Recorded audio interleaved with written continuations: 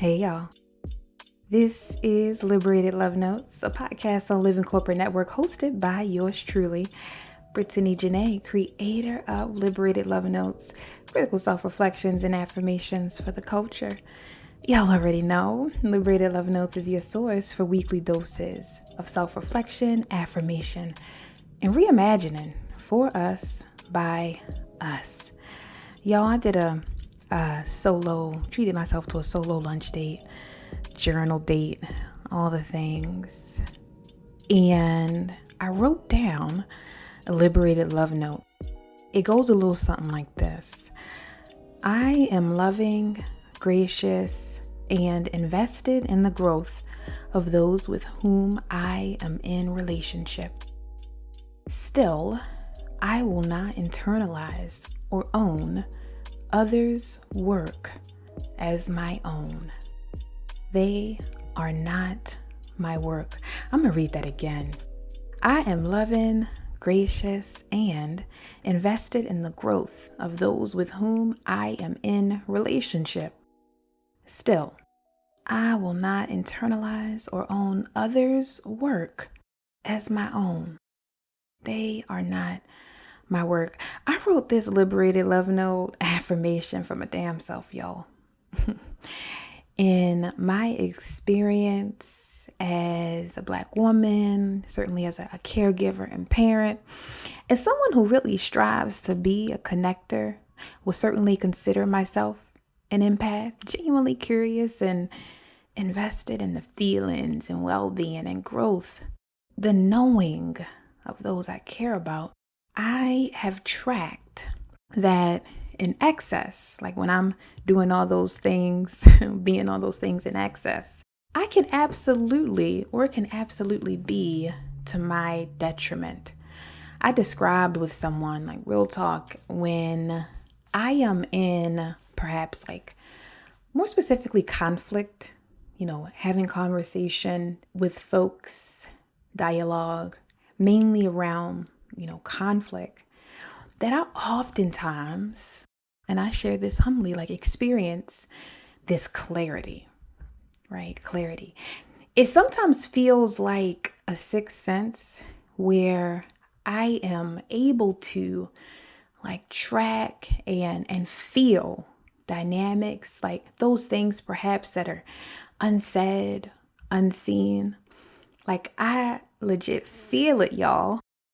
Sometimes I'm learning that I've underestimated this as a gift and perhaps overestimated, because I've underestimated this as a gift. There's been scenarios where I've overestimated other people's capacity, especially those with whom I am in dialogue or conflict. I've overestimated other people's capacity and even energy to see and understand those things that I'm seeing and tracking, right? And so if I'm not being self-aware, I can also find myself being judgmental, right?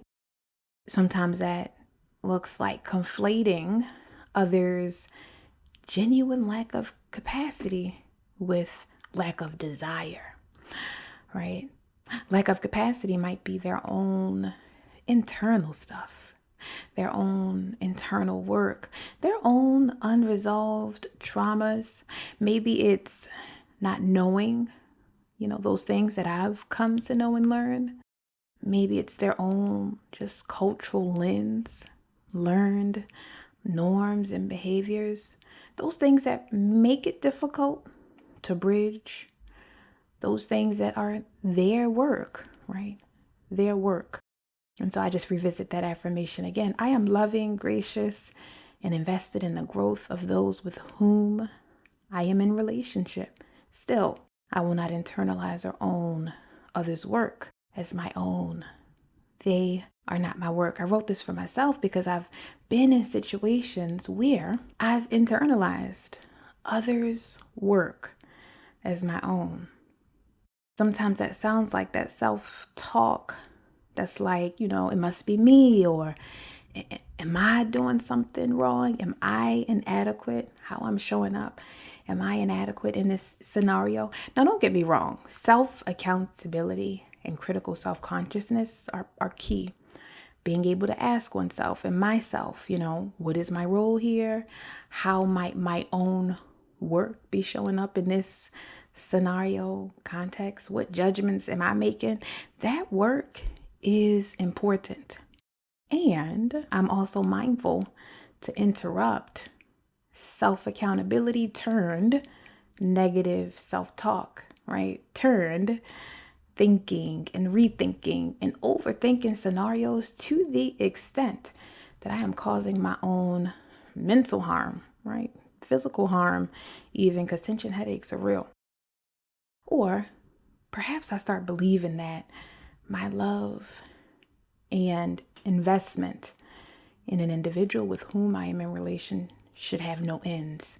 And so, in conflict and dialogue, what have you, I disregard the need for boundaries. I love you, and it's time I disengage.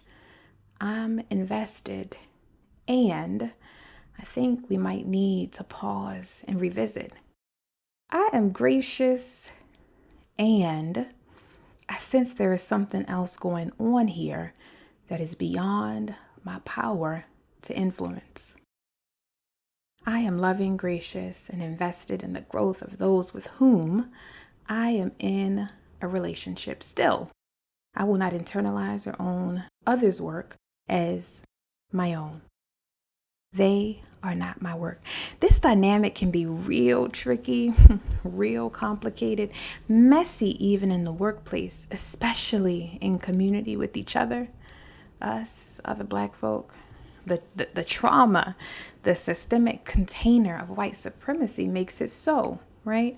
I've had friends and colleagues share some of their workplace traumas that were at the hands of other Black people.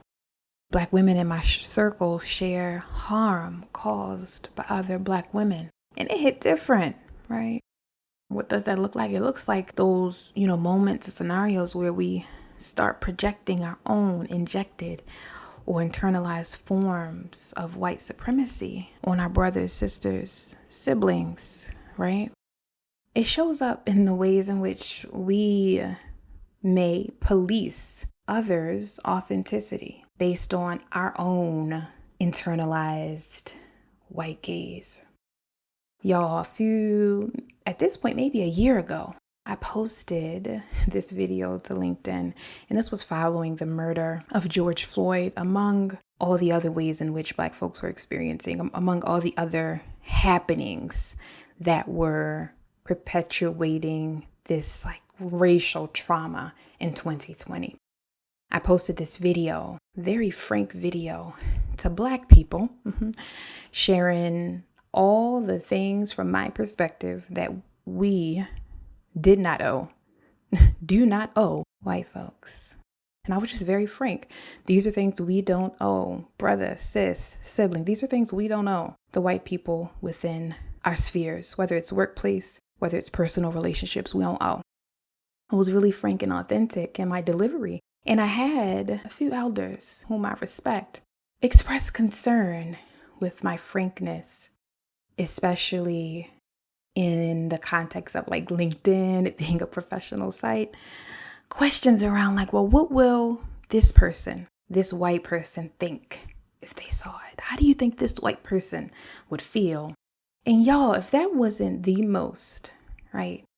Ain't nothing like ridding one's own self of the white gaze, the freedom, but then having to deal with someone else's, right? Especially another Black person projecting their white gaze onto you, right? That's what that looks like, right? Policing others' authenticity, right? Sometimes injected forms of white supremacy, that work looks like scarcity mindset. And so minimizing or undermining others' light, limiting access and exposure because one hasn't worked through their own trauma of messages that suggest not being worthy, not enoughness.